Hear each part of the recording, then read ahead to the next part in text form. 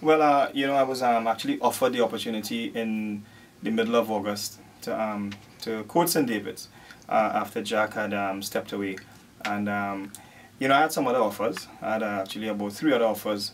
And, feeling somewhat loyal to St. David's, I decided to do it, to coach St. David's. And I proceeded in early September to create a program, have a program in place for the club.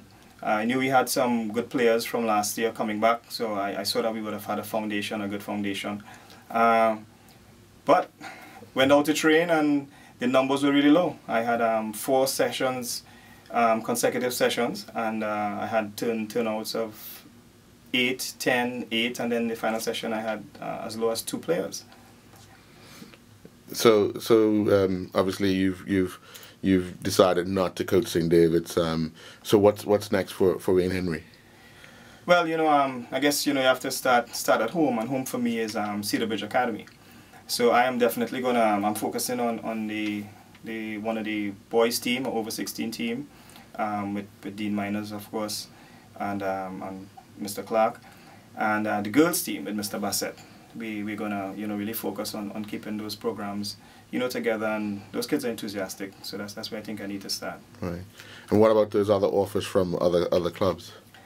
Well, yeah, actually a couple of them still stand, and I'm thinking about it, but again, I want to make sure that where I stand in terms of Cedar Bridge, that is first. So it is possible that I can work with another team.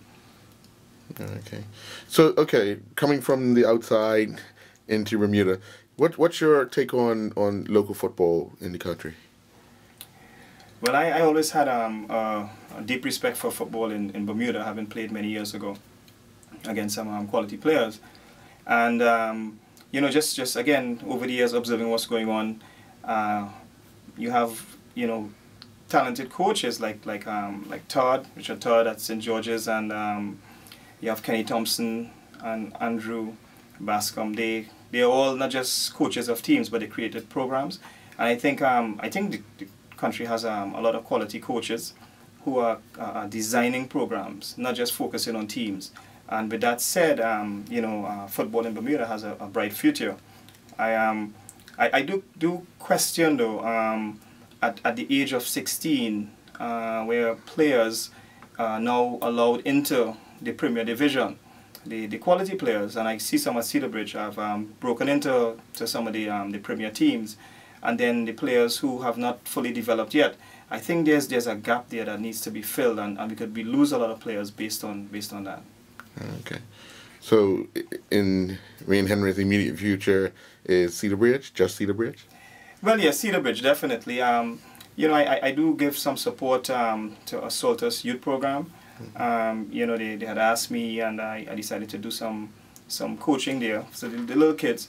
And again, as I say, there may be a possibility. I'm talking to a couple of people right now, and I'm looking at a program that's building, with players who are enthusiastic to play. It's not necessarily about winning, but it's about players that's coming out here to give 150% and really respecting the coaches' ideas, and the coaches respecting the players' ideas as well. That's if I can find that, I'll definitely work with that type of program.